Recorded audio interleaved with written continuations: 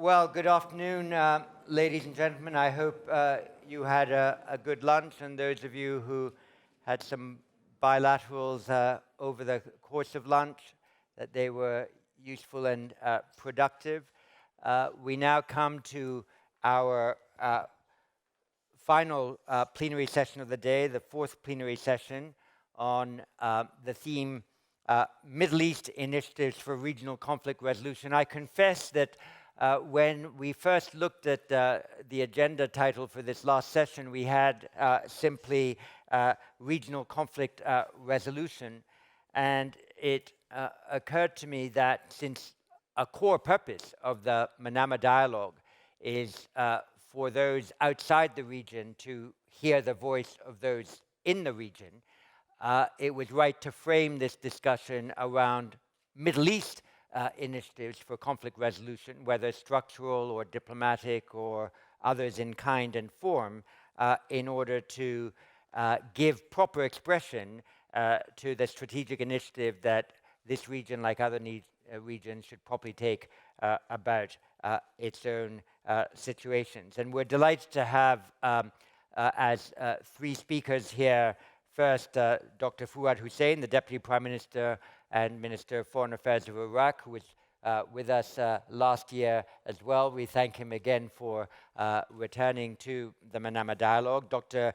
Nayef Hajraf, who I think is making his third consecutive appearance at the Manama Dialogue. I remind people that we were a rather brave lot when in December 2020, before any vaccines, we nevertheless had 22 defense or foreign ministers deployed here. There were only 80 formal delegates in total, 40 in this room, 40 in another room, all carefully spaced, and yet we were able over lunch to have all 22 gathered, and Secretary General Hajraf was part of that COVID-busting face-to-face diplomacy that we were able to engage with here. And a real delight to have Anniken Huitfeldt, the Minister of Foreign Affairs of Norway. We know the long tradition of diplomacy and conflict resolution that Norway carries on. They were, of course, famously the authors of the Oslo process in the Middle East, and it's important to have one external voice in this panel. So with that lengthy preface, it's a delight to ask Dr. Fuad Hussein, Deputy Prime Minister and Minister of Foreign Affairs of Iraq, to address this concluding plenary of the day. Thank you very much. Thank you very much. بسم الله الرحمن الرحيم. أصحاب السمو والمعالي المحترمين. Royal Highnesses, Excellencies, الرئيس التنفيذي Director General and CEO of the IISS, ladies and gentlemen, السلام عليكم. may the peace of God be upon you. أن أشارك في It is a pleasure for me to take part in the Regional Security Summit, the Manama Dialogue, in its 18th edition. I would like first to thank the government of the Kingdom of Bahrain for the efforts done in order to guarantee the success of this conference. I would like also to thank it for its hospitality. I would like to congratulate Mr. Abdel Latif bin Rashid Al Zayani, the Minister of Foreign Affairs of Bahrain, for heading this conference, for his sponsorship and for his interest in this conference. I would like also to thank Dr. John Chipman, the Director General and Chief Executive of the IISS, for all the efforts exerted to hold this conference. Mr. President, we are meeting today in light of big challenges and in light of exceptional circumstances the region is going through. This is why we need to unify our efforts in order to face them. We need to resort to dialogue in order to create a stable environment that guarantees life and dignity for the people of the region, so that all the population would benefit from prosperity and well-being. And during this conference, we would like to come up with some concrete results and outcomes that will allow us to face the challenges and to find the suitable solutions. We highlight the need to promote the international and regional cooperation as well as joint efforts in order to achieve peace and security. And I would like here to mention the strategic importance of the Middle East at the political, economic, social, geographic level because of the geopolitical characteristics of this region. Indeed, this region can be the starting point for the well-being and peace all over the world. This can be done by adopting serious steps in order to put an end to conflicts and wars in the region, because it's not in our interest to see this region facing instability and tension. This summit is very important because it deals with various problems and aspects with the participation of experts coming from all over the world. This summit is an important opportunity to find the suitable outcome and solutions to put an end to instability in the Middle East in particular and in the world as a whole. It is also important to preserve international and regional peace and security. Ladies and gentlemen, security is one of the most important pillars and determinants of stability in the region and in the world. It will allow generations to achieve development. You all know the role that Iraq has played in order to face extremists, mainly the ISIS. The government of Iraq is still cooperating with all of the countries of the world, and mainly the Arab countries, in order to promote international measures that would put an end to terrorism, not only in Iraq, but in the region and in the world as a whole. In addition to that, we are working seriously to prevent foreign fighters or other suspects from entering any territory. We are also working with the task force on the international and foreign fighters to implement the recommendations of Security Council Resolution 2178 issued in 2014. We call upon all countries to meet their obligations based on international resolutions pertaining to fighting terrorism and to disclosing the places where money is being stored and where assets are being kept, by also stopping or eradicating all sources of funding for ISIS. Iraq is also working and promoting cooperation at all levels. It is working on drafting memorandum of understanding with the various countries and the Gulf countries in order to promote cooperation when it comes to security and economic diplomacy. Iraqi diplomacy is also working hard to establish strong relations with all of the countries and with all of the UN entities, with international and regional organizations, in addition to the European Union, in order to preserve the achievements that were achieved by Iraq and in the neighboring area. Ladies and gentlemen, we would like to mention today the crisis of COVID-19 and the negative repercussions on the world.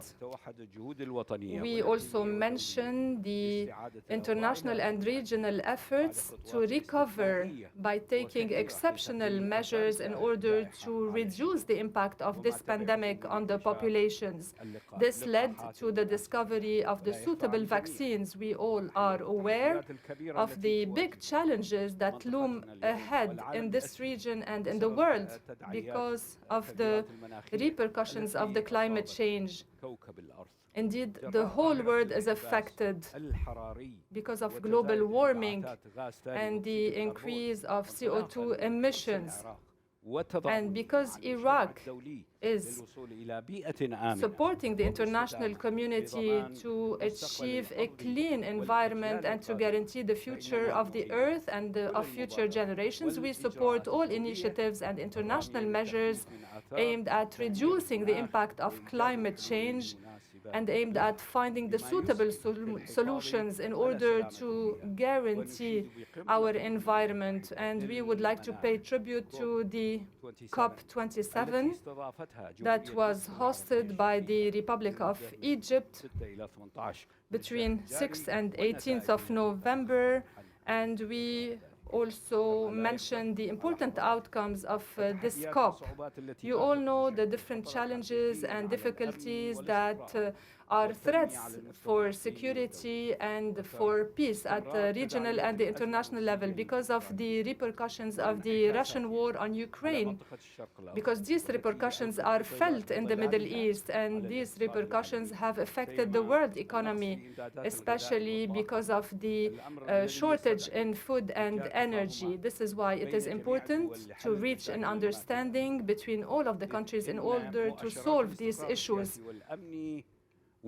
Political security and economic stability is still far, and this is why the international community has to take serious measures and procedures in order to find concrete solutions that would put an end to all disagreements by resorting to dialogue, by resorting to the table of negotiations, and by highlighting common interests.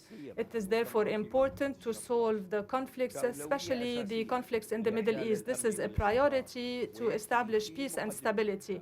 Among these issues, it is important to find a permanent solution to the Palestinian question by providing the Palestinian population with the right to self-determination according to its will. We need to reach a peaceful and just solution to the Palestinian issue based on the international resolutions, and this will allow us to achieve stability in the Middle East. The crisis in Yemen also is creating instability, and this will have long-term repercussions on the countries of the region. In this regard, Iraq highlights the importance to resort to dialogue between all of the parties to the conflict and to solve the issue in a peaceful manner. Iraq also supports all effort aimed at promoting truth so that a final solution can be found. At the same time, we support all of the negotiations and international talks pertaining to the crisis in Yemen in order to guarantee the rights of Yemeni and to restore stability and peace to this country. Iraq also supports the resolution of the Libyan crisis by promoting the national interest, by unifying the Libyan institutions away from any intervention, and also, we would like to call upon the international community to support all efforts needed for peace and stability to be back again to Libya. It is an important step in order to achieve stability in the region as a whole. In this context, we would like to remind you that regional cooperation should be considered as the main objective for the countries of the region in order to put an end to tensions and crises. This is why Iraq is adopting a clear public or foreign policy based on having common views, and the positive impact was felt since many important meetings were held in order to bring closer the viewpoints of the various parties. Ladies and gentlemen, dear participants, the government of my country is keen on preserving the democratic experience in Iraq and is working towards strengthening the stability of Iraq. A new government was established in October after free elections were held in my country with the support of the United Nations, the League of Arab States, and the European Union. These elections led to choosing the Speaker, the President of the Republic, in addition to establishing the government, so that the democratic process is preserved and so that we can meet the ambitions of the population. Among the priorities of the government, to work fast in order to develop services that are important for citizens. It is also important to support the most vulnerable categories, to reform the economic and financial sectors, and to fight corruption, in addition to provide a dignified life, well-being, prosperity for the citizens of Iraq. At the international level, the government of Iraq is keen on preserving the international partnerships and to establishing the best regional relationship based on mutual respect, the respect of interests.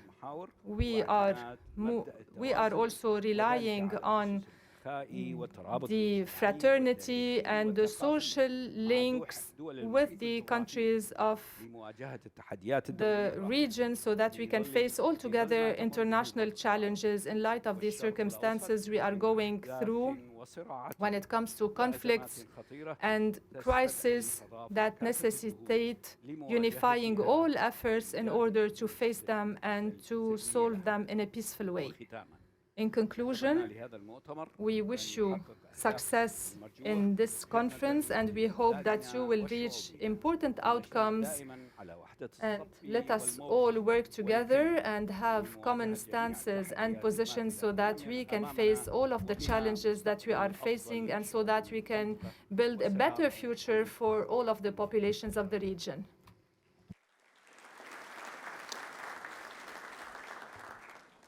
Deputy Prime Minister, thank you very much indeed. As you all know, the GCC from the days of its foundation was intended to be a core geoeconomic body for engagement with different parts of the world, and it's really a delight to have the Secretary General of the GCC here with us to explain the importance of, if I can put it this way, GCC centrality in these regional affairs. So, Secretary General, the floor is yours, and thank you very much for addressing us on this theme, and also I know on the way in which the GCC wishes to engage economically with other parts of the world. Secretary General.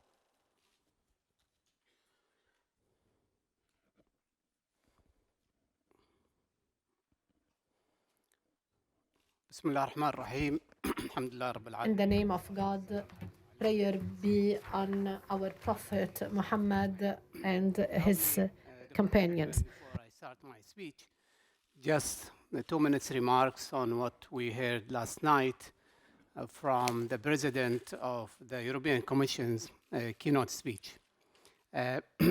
She was answering a question related to the GCC EU FTA toward the end of her sessions. And although I asked to speak last night, but for logistics purpose that Dr. Shebman has explained, I fully understand. I've met with Madam President after dinner, and I explained that the GCC EU FTA has been on track for almost 30 years. A situation that does not reflect the strategic relation between the GCC and the EU, in which we are so keen to enhance to serve our mutual interests. Whether it is a delaying within the EU mechanism, this is something entirely up to that. We do respect, but we cannot be blamed to not be the active partner talking about the economic relation with many blocks around the globe. So my message to our friends in the EU at this podium, and I'm sure Madam President already heard this last night, we are ready when you are ready. Dr. Joe Shepman, Director General and Chief Executive IISS, ladies and gentlemen, allow me first to take the opportunity to thank Dr. Shepman and his team for their tireless effort to bring us back to IISS 18th Manama Dialogue 2022 at such a most needed time. Manama Dialogue 2022 is a unique platform for government ministers and policymakers, researchers, and business community to debate the most pressing foreign policy, defense and security challenges regionally and globally. In this regard, it's a great honor to join esteemed panelists in this session to address Middle East Initiative for Regional Conflict Resolutions. Ladies and gentlemen, throughout the history, the Middle East has been a region with great initiatives, yet with a major and ongoing conflicts. Today, I would like to focus on one great initiative which was introduced and implemented almost 42 years ago, the establishment of the Cooperation Council for the Arab States of the Gulf, known as the GCC. On May the 25th of 1981, the GCC was established by its 6 member states: United Arab Emirates, Kingdom of Bahrain, Kingdom of Saudi Arabia, Sultanate of Oman, State of Qatar, and the State of Kuwait, forming a cooperation framework to address mutual security and prosperity, and to enhance the brotherly relation between the member states and its people. Over the last 42 years, the GCC have shown a great ability to deal with challenges and threats, as well as maintaining a stabilizer role in the region and the world security and stability. From the Islamic Revolution in Iran to the Iraqi invasion of Kuwait, from the Afghan war to what's so-called the Arab Spring, the long-standing Palestine-Israel conflict, the aftermath of the 9/11, and more on. Despite all of these challenges and more, the GCC remains resilient and maintaining its constructive role with the international community for maximum cooperation and an advocate for peace, dialogue, and prosperity. Over the last 42 years, the GCC contributed greatly and still to the world economy, not only by maintaining undisrupted supply of energy, but also by stabilizing the world energy market. Over the last 42 years, the GCC's sovereign wealth funds demonstrate a stable investments policy in the global capital markets and play an important role on the world economy. Over the last 42 years, the GCC countries launched a massive development plans focusing on human capital as well as major infrastructure development and the transformation journey that is next to none. Over the last 42 years, the GCC fulfilled its commitment within the international community to combat terrorism and extremism ideology, fight poverty, helping countries in need, and become a voice of integration and harmony. As a result, the GCC countries are very well positioned in global development indexes as a well-deserved position, leading by example and setting a GCC standards, which are available for everyone. An initiative that created a trusted partners, which become the voice of wisdom. An initiative which was focused on collective effort to maintain the stability and security for its member states, the region, and beyond.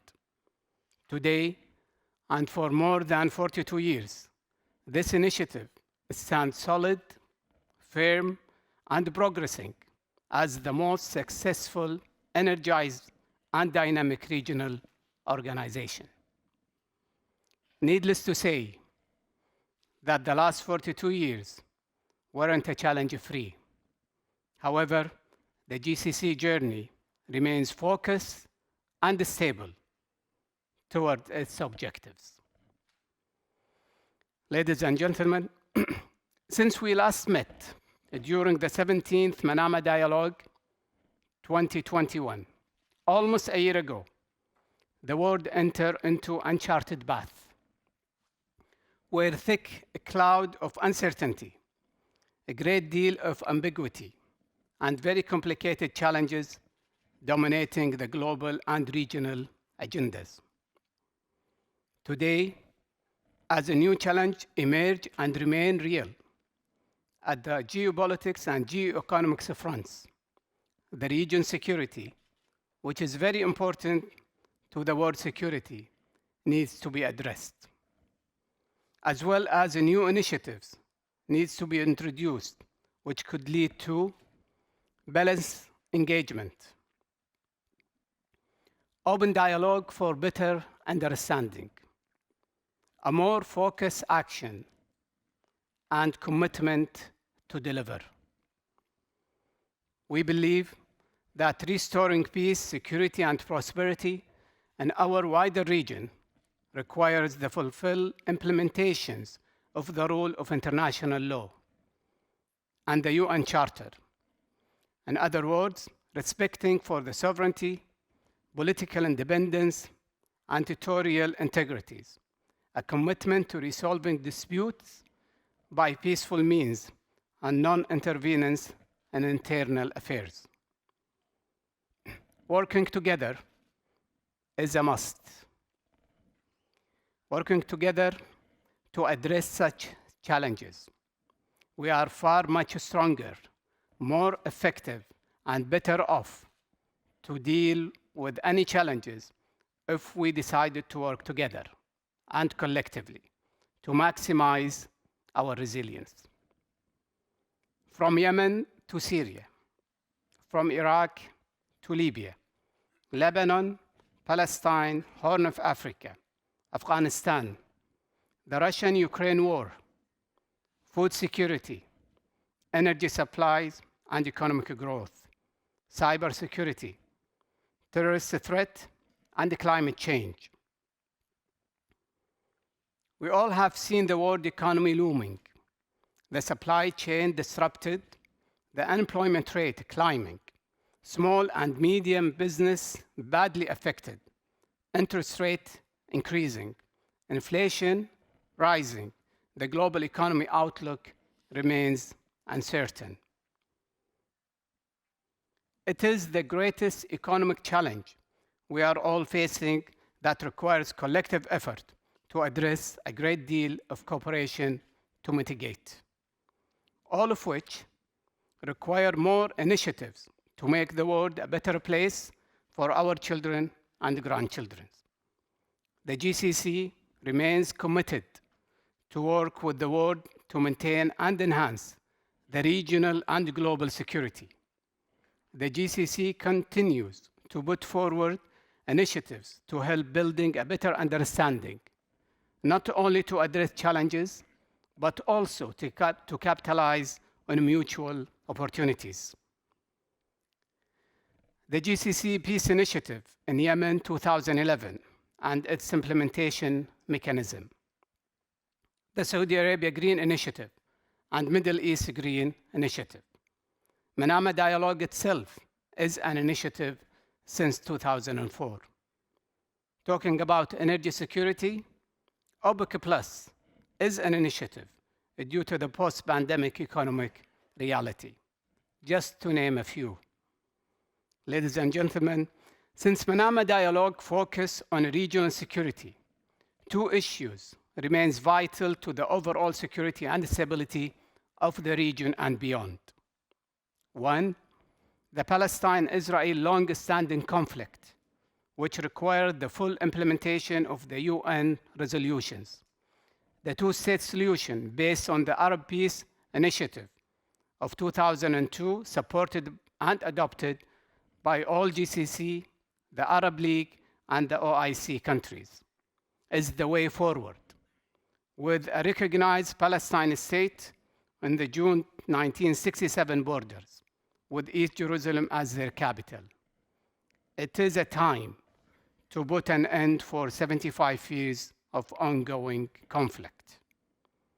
2, the Iranian nuclear deal, known as the JCPOA of 2015, in which we at the GCC demand that any new regional security architecture should take in consideration the interests of all in order to meet the desired stability in the region.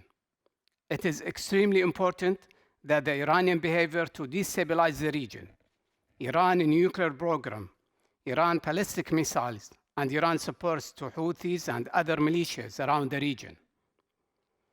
Vienna talks should not be limited to the JCPOA, but should address all of the above. In this regard, I would like to quote President von der Leyen of the European Commission from her keynote speech last night at this stage.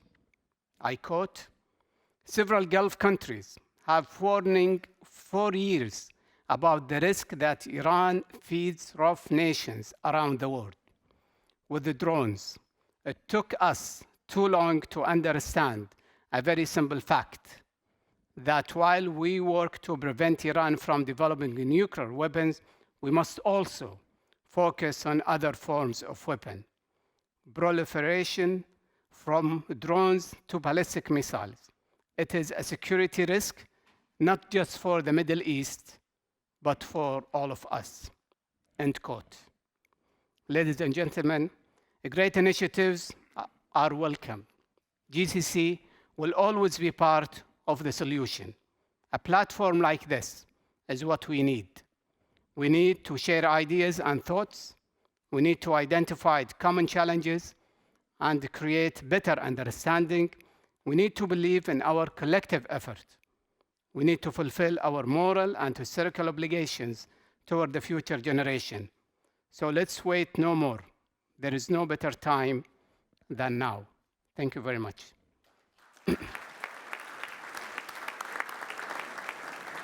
Mr. Secretary General, thank you very much for those remarks, and certainly I hope that as a result of this exchange between you and the President of the EU Commission, the negotiations between the EU and the GCC can be turbocharged so that both, after all these years, can come to the urgently needed FTA that both sides, I know, aspire to. And thank you very much for endorsing the IISS Manama dialogue as an institution that can help generate these trans-regional understandings. Very kind of you, sir. Thank you very much. Minister of Foreign Affairs of Norway, the floor is yours.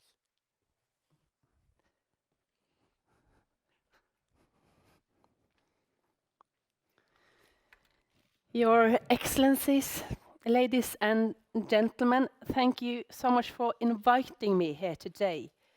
Let me start by saying I represent a small country that has no tradition nor strength to force our will on other countries. Quite the opposite.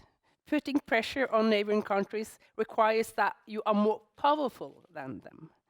We know perfectly well from our own history, in any conflict with our neighbors, we will be the weakest part. When might is right, Norway will always lose. That is why we are so dependent on international law and predictable rules. And that is why peace and reconciliation is one of the pillars of Norwegian foreign policy.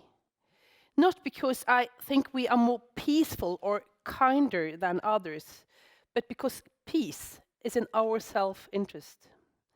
Peace in any corner of the world will not only benefit the parties in a conflict and the people suffering from it, it will benefit us all. So Norway can never and will never force anyone with military means, but we can facilitate talks, assist the parties in a conflict to find common solutions, common ground. For us, that's a long-term investment, aimed at contributing to a more predictable world. For many years ago, we have been engaged in conflict resolution and mediation efforts from Colombia to the Middle East, in Afghanistan, Sri Lanka, and the Philippines, and other corners of the world. We facilitate negotiations and we support various regional cooperation initiatives. Sometimes only, negotiations succeed, and sometimes they fail. In fact, most often they fail, in the sense that they don't reach the final lasting peace agreement. But even then, the efforts can reduce civilian suffering. For example, through temporary ceasefires or the establishment of humanitarian corridors. And when we succeed, when peace and prosperity replace war and suffering, the gains are so large that this alone makes all our efforts worthwhile. But we know that facilitation alone can never secure any peace. Only the parties themselves can do that. If there is no will for peace, there is no way for peace. Take, for example, Israel-Palestine conflict. We have been engaged in that conflict for very many years. Norway's capital, Oslo, is linked to the mutual recognition between Israel and PLO almost 30 years ago, when they also recognized that the only negotiated political solution can ensure sustainable peace. Now, there has been not real negotiations since 2014. That's 8 years. But we will remain committed, but also pragmatic.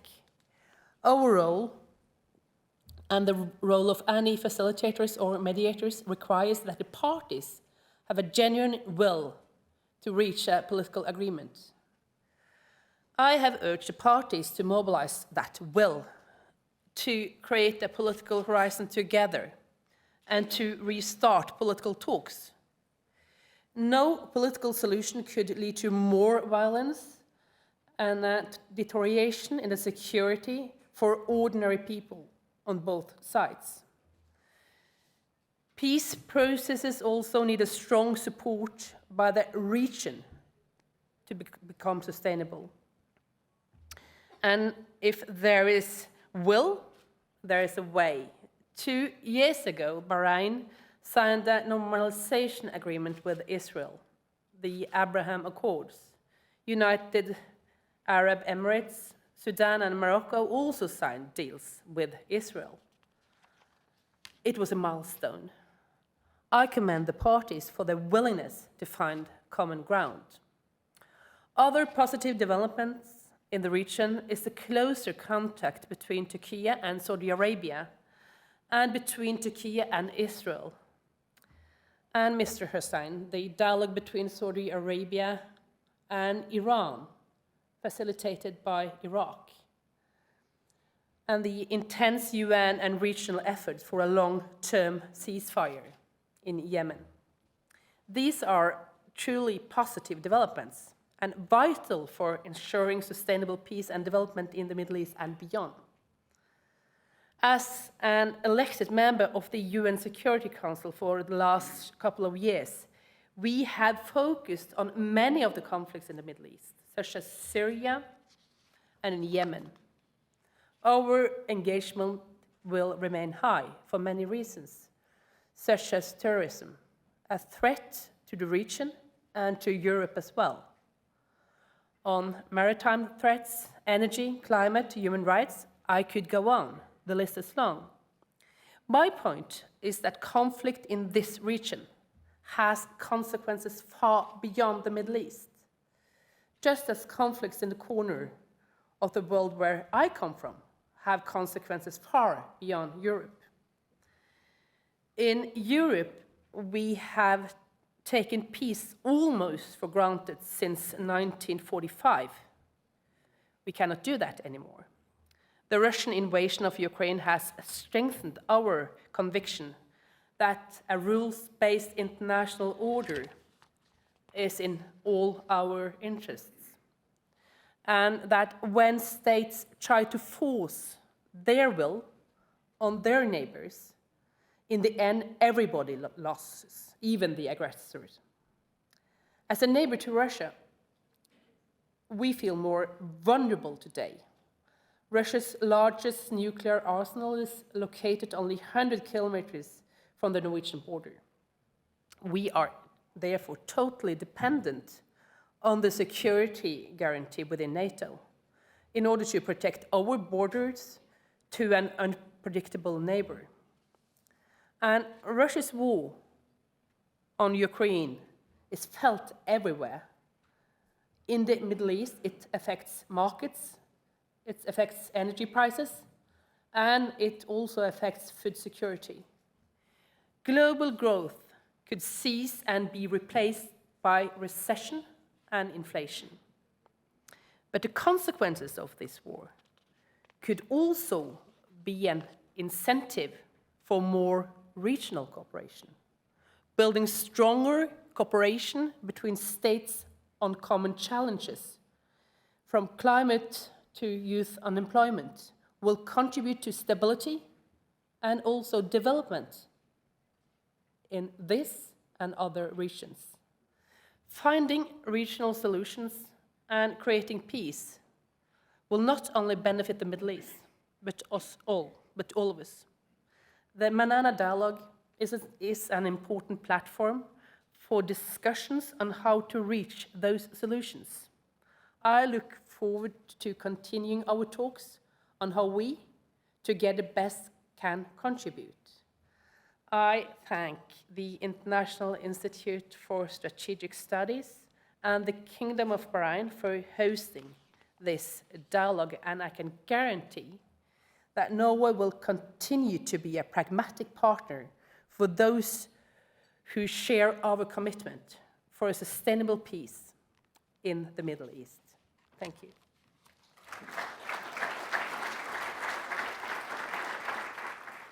Thank you very much. So we'll follow the form of this morning, that I'll invite crisp comments and questions from the floor, try to group them maybe 6 or 7, and then come back to the panel. Again, I think to give tactical warning to the panel in the first round, I'll invite those to respond in the order in which they originally spoke. So Deputy Prime Minister, Secretary General, and then Foreign Minister of Norway. So with that as the rules of engagement for this afternoon session, can I ask first Regida Dergam? Thank you very much. Good afternoon. Can I ask my question in English to the Foreign Minister of Iraq, or does he prefer that I ask it in Arabic? بتحب تفضل بالعربي ولا بالإنجليزي? All right, so I'll start a question to you first, sir. It seems that the new government of Iraq is very much Iranian inclined, and as you know, criticism has been leveled by the United States over some appointments that were seen as part of the militias of Iraq. What is it that keeps you more Iranian inclined rather than think the other way to the sort of right to your left there to the Gulf states, for example, specifically that you see the whole world criticizing Iran more and more? What are you planning to do, and are you still facilitating that dialogue between Saudi Arabia and Iran? Has it gone to its 5th round? Will it go further? And Dr. Hajraf, as you correctly said, the president of the EU was rather courageous in admitting that they belatedly understood the warnings that have been leveled by the Arab world altogether and the Gulf states about the Iranian menace in the region. But there was no policy declared. There's been, right, mea culpa. But mea culpa is not a strategy. It's not a policy. What is it that you think you need from the Europeans and the United States to pronounce themselves on Iran so that they have a coherent policy, a strategy? And on your own, you kindly, I understood what you said about the JCPOA. You just said that, yeah, you want to be on the table again. They're saying that it's not active. No, they're not saying it's dead. Yes, I agree with you. But what else are you proposing so that you could come forward with a strategy towards the shift, at least mood amongst the Europeans, and in as far as the actions of Iran in the Arab countries that you mentioned, in particular Iraq, Lebanon, and of course Syria and Yemen. Thank you very much. Yasmin Farouk from France. Thank you very much. I have two questions, since the title of this session is about Middle East initiatives for regional conflict resolution. The first one is to His Excellency, Dr. Hajraf. Has there anything that could have been tried in Yemen and that still hasn't been tried? And if you want to remain as diplomatic as possible, you can just say yes or no. And the second question is to His Excellency, the Foreign Minister and Deputy Prime Minister of Iraq. First of all, I get to ask you a question once a year. I hope we'll end up having a full conversation one day. I'll make it in Arabic if you want. يعني التقارير الصحفية الأخيرة The recent reports, media reports, talk about a rupture of dialogue between the KSA and Iran. The reports also talk about the change of government in Iraq that will not help resuming this dialogue, in addition to what is happening now inside Iran and the threats that were announced by KSA and US. So, is there any chance that Iraq gets back its role of mediator? Is there any advice that you could give to these parties? Thank you. Thank you very much. We've got about 15 or 16 people, so I'll have to go back to the normal quota of one question per person rather than 3 or 2 questions per person. But let's give it a go next with Masa Kanan of Jordan. Hello, this is for Iraq's foreign minister.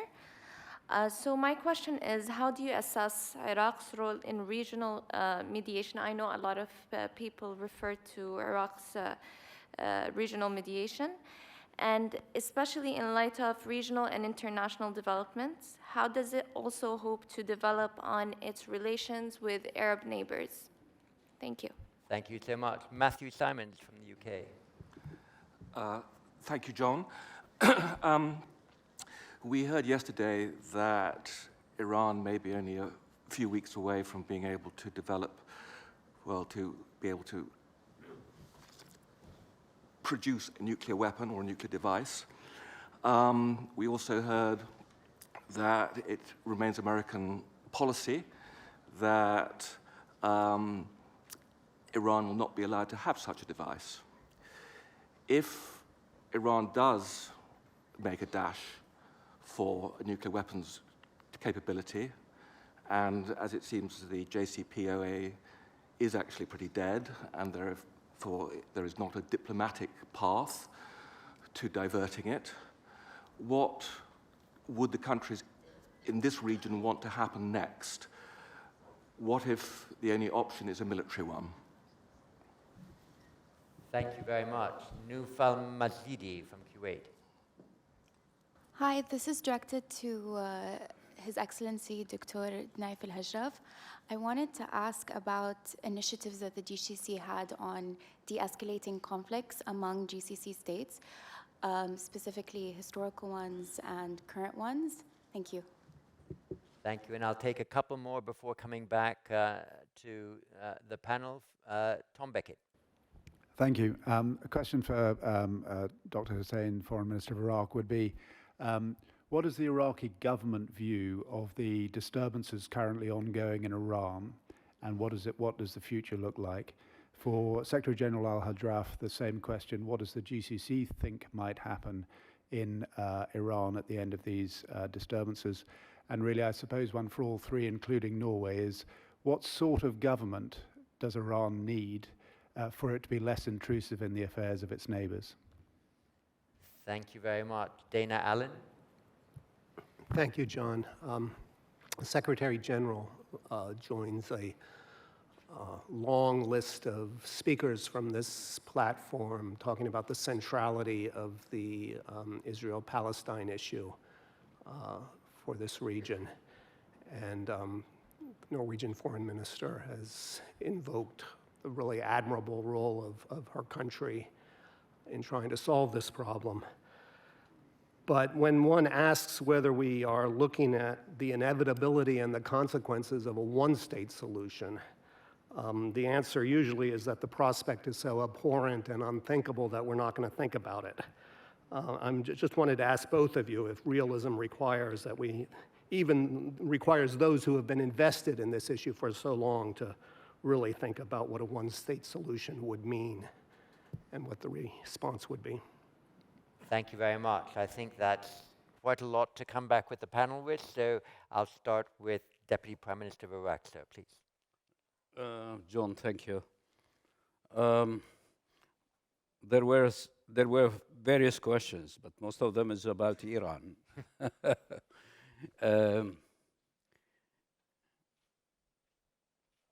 First, this government, Iraqi government, this government is reflecting the Iraqi society, the political parties in Iraqi societies. It is a coalition government. There are many parties in the government and many parties in the parliament supporting this government. So talking about this government as if it is linked to Iranian government, I think that's not the right concept to use. It reflects the interest of the Iraqi people. We are an open society. The democracy started in Iraq since the removal of the regime of Saddam Hussein. But we are learning. We are making a lot of mistakes. And it is a fact that the regime of Saddam Hussein has been removed because of the struggle of the Iraqi people, but in fact because of the invasion of Iraq by many countries. So as a result, the intervening in Iraqi internal affairs became a fact. There were about 160,000 American soldiers in Iraq, and they were there until 2011.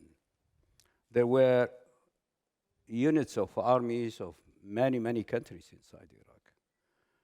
So the influence of the neighboring countries in Iraqi society, in Iraqi politics, is there. This is a fact. But that doesn't mean that the government has to do with one of the neighbors. In this government, we have got political parties belonging to the Kurds in Iraq, political parties which has to do with the Sunni components in Iraq, and with the Shia. The political parties in Iraq, they are reflecting the components of the society. So the main components of the society, they are Shia, Sunni, and Kurds. And there is a clear balance, internal balance and external balance in this government. It is not about who has got sympathy or ideological relationship with a political system somewhere else. It is about the policy of the government. And this government is new. We will see how this government is going to function, which kind of policy is going to follow. But we made it clear for everyone, internally and externally. We are following a balanced policy, an equation which has to do with our neighboring countries. It was possible for the Iraqi government to bring all neighboring countries together while there was tension. And sometimes people were talking about wars, but it was the Iraqi government who brought all these regional neighbors together in Baghdad. There were tensions between Gulf countries, some Gulf countries and Iran, but it was the Iraqi government who brought these governments together to start dialogue with each other. There was tension between Iran and some other neighboring countries. We brought them together in Baghdad. So I think it is not fair to consider this coalition government as if it is an attachment of other government. This government, it reflects Iraqi interests, Iraqi society, Iraqi politics. As for continuing mediating or trying to bring other countries together, especially Iran with other countries, we are still in contact with both the Saudis and Iranian government, and we are still talking about that. This new government started just now, but we will continue our policy. We will continue our policy, and soon there will be Baghdad conference, version 2 in Amman, and once again, all neighboring countries will be together there. That's part of our policy. I think most of the question was about mediation and this government, John. The same question has been raised in Arabic language. I don't know, do I need to answer it in Arabic or كان هناك سؤال حول Because there was a question about الاستمرار بالتواصل the continuity المملكة السعودية العربية و So the ongoing contact between KSA and Iran and the possibility of going on with this dialogue, I think that we will be able to do so. We have the will, we have the desire, the desire from both capitals to go on with this dialogue. We will try to see how can we really relaunch this dialogue. Of course, we have some new novelties. We have new events related to the ongoing negotiations that didn't reach any conclusions concerning the JCPOA between the US and the Iranians. So this is something new. And we have another novelty related to the internal situation in Iran and the demonstrations that are taking place there. So this is something new, and this may have an impact on the internal policy in Iran, in addition, of course, to the relationship of Iran with other states, namely with the Kingdom of Saudi Arabia, because the Iranians have their own opinion regarding their the internal demonstrations. They consider that these demonstrations have a regional dimension that is extra border. They also they accuse the Kurdistan of it, not only Saudi Arabia. So we consider that this is not the first time that we have demonstrations in Iran, because demonstrations had happened previously. This is the first time that such demonstrations take as long. And this is the first time that demonstrations are taking place in different cities. But anyway, this is an internal issue. We are following up on the situation in Iran, but we consider that this is an internal affair.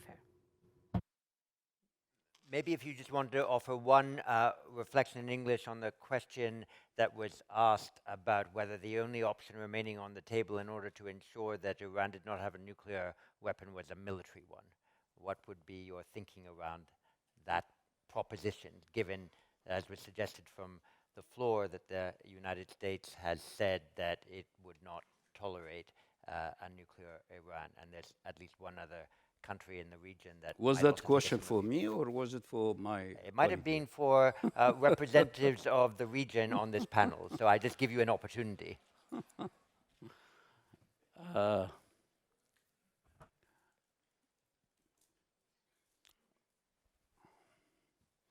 I don't know if the Iranian will continue this process when they will reach their target. But it is obvious, they have got the know-how. They have got the technology, and they have got the experts to reach what they want. And then the question is, who's going to forbid them and why? this is an important question. People were hoping that the negotiation in Vienna will solve this problem, but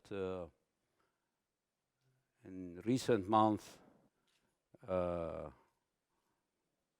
they stopped even talking to each other, although they were talking to each other indirectly, not directly, never. Sometimes I was, or Iraqi government, we were talking to the Iranian and also to the American side. But nowadays, they stopped even to have indirect talks. And our area is entering a dangerous situation, I may say. We in Iraq, we are encouraging having dialogue between Washington and Tehran. Part of it has to do with our internal interest, national interest, but part of it has to do with the peace in the area and peace in the world. When I'm saying part of it has to do with our internal interest, because the conflict between Washington and Tehran, it reflects itself directly on Iraqi soil.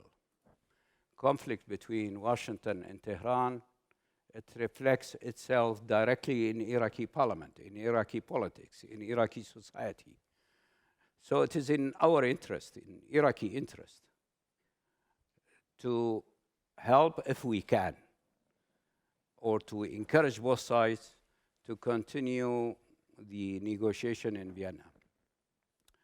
And we will do our best, because we can talk easily to the Iranian side, as we can talk easily to the American side, because of our history and because of our geography, because of mutual interest between Iraq and Iran, and because of good relationship between Iraq and United States.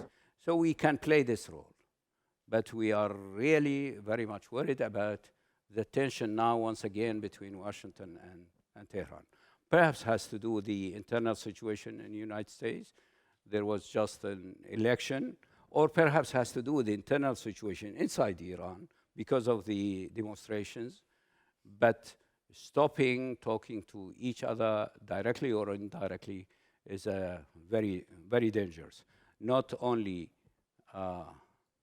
for both countries, but it is very dangerous for the region. And we are,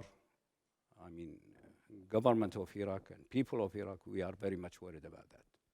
Thank you very much. Secretary General. Thank you, Dr. John, and thank you, Dr. Fuad. Just for clarification, Dr. Fuad and I, we both were Minister of Finance, and some meetings we are used to some kind of question that's very complicated. So sometimes I ask him to answer, and now I think it's your turn to ask me to answer. But it's of course, if we zoomed out, and I will elaborate on most of the question that was raised from the audience, which is all valid questions. If we zoomed out and try to see what was the agenda of the Manama dialogue, the first session of Manama dialogue back in 2004. I think few of us were there. And what is the agenda of the 18th Manama dialogue? And what will be the agenda for the Manama dialogue in 5 or 10 years' time? It's all central in the region's security. And from what we've heard last night and what we heard this morning, there is a strong belief that the stability and security in this part of the world, in particular, is extremely essential and important for the rest of the world, whether it's in Europe, whether it's in the East, North, or South. So this is a fact. Otherwise, we won't be able to have a room full of audience from every different part of the world trying to understand what's going on in this region, because it has an impact on other regions. Talking about economy and economy 101, we learned that if the Wall Street sneezes, everyone catch a cold. in today's reality, back to the reality, in today's reality, if anyone sneezes, everyone catch a cold.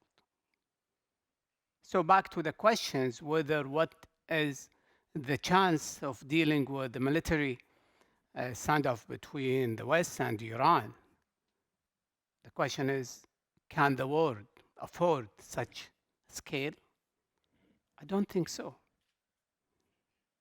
Iran will always be part of this region. This is something that we recognize and something that we have been addressed several times. We can't change geography, we can't change history.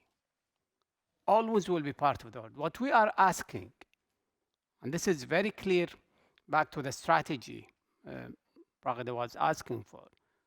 What we are asking Iran is to be a responsible partner in this region for the prosperity of everyone.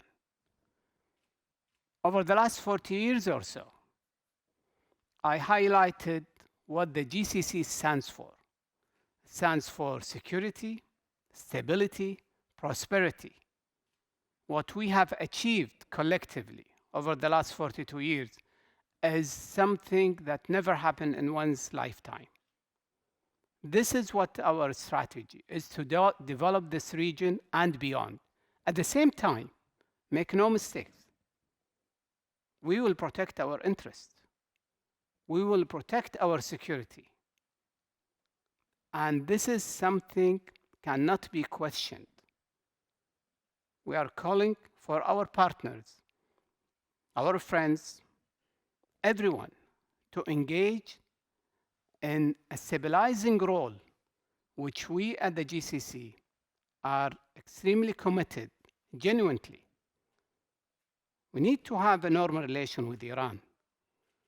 We need to have a stabilizing region. We need to look into our brothers in Iraq and see them flourish. We need to see our brothers in Yemen and see them engaging in their lives. We need to see our brothers in Syria, in Lebanon, Palestine, in Libya, and elsewhere. But if we zoomed out and we try to connect the dot, it doesn't require the magicians to figure out where is the cause. So with that, rather than addressing the results, let's addressing the cause. And the cause requires a dialogue, respected dialogue, a dialogue where a goodwill should be introduced. We cannot just speak the superiority of the uninvolved. We are involved. Why? Because we are part of this region. In fact, we are this region. We do understand our region better than anyone else, with all due respect. And we need others to share the same understanding. Such a platform that the IISS is providing is exactly what we need. We need to develop a mutual understanding. What is the priority in this region? What are the priorities in other regions? How can we collectively develop a mutual joint action work that will not turn off everything overnight? We need commitment, we need focus, we need to be able to deliver. We need engagement from all different parties. And I think this is the message that we need to make sure that everyone in this room, everyone outside, is clear of who we are, what do we stand for, and what we are hoping for. Tomorrow, for example, the world will look into the World Cup opening in Qatar. Last year, we had Expo in Dubai. The year before, we had Saudi Arabia sharing the G20. Do you think this all will happen without maintaining the security and peace and prosperity? It goes line in line, despite the pandemic and what it's caused to every one of us. So our message is very clear. This region is so vital to everyone's security.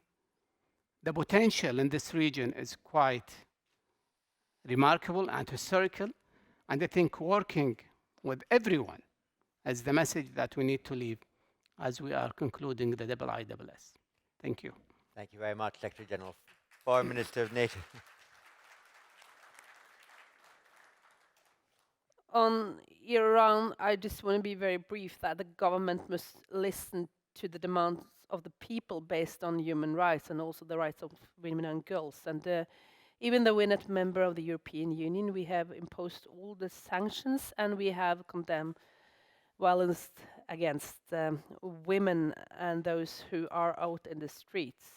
And I will also commend Mr. Hussein for his efforts, because I think that dialogue is always worth trying. The question on one-state solution in the Middle East, I think is a very, very important question that you are raising, because this two-state solution is now under tremendous pressure, because every day steps are taken in the wrong directions by convictions, new settlements. So there is only one alternative to a two-state solution, and that's a democratic one-state solution. That's the only acceptable alternative, and we should make this clear to Israel, that this is the only acceptable alternative. So I believe there are still possibilities for two-state solutions, but steps are taken in the wrong directions every day. Well, thank you very much. So I have a bit of a strategic dilemma, which is I can either bring our proceedings to a precise conclusion at 4:30 p.m., or to go back to the 16 people on this list and delay our conclusion another 45 minutes. I've taken an executive decision, which is to stick to our schedule, in particular because the style and substance of the answers to the question we just heard had a concluding quality to them, which I think we should elegantly accept as the end of this session. I just want to say, again, two things before you thank the panelists for their remarks. The first, to say what a pleasure it's been to chair this session during the day, and I hope all of you still have a chance for a number of informal meetings in the rest of the day and evening. There are some here who will have received an invitation to a reception at Sahir Palace, which will begin at 6:20. In order for it to begin at 6:20, those who have this envelope and the badge within it need to form up outside the ballroom exit of this hotel no later than 5:15, because the transport going to Sahir Palace will leave at 5:25, 5:30, no matter whether the car is empty or full. So please be present in your transport by 5:25 and ensure that you wear the badge going into Sahir Palace. The reception is intended to complete by 8 p.m., so all of you should be back in your accommodation no later than 8:30. But with that final logistic clarification for the day, can I invite you all to thank our concluding panelists for this session. Thank you.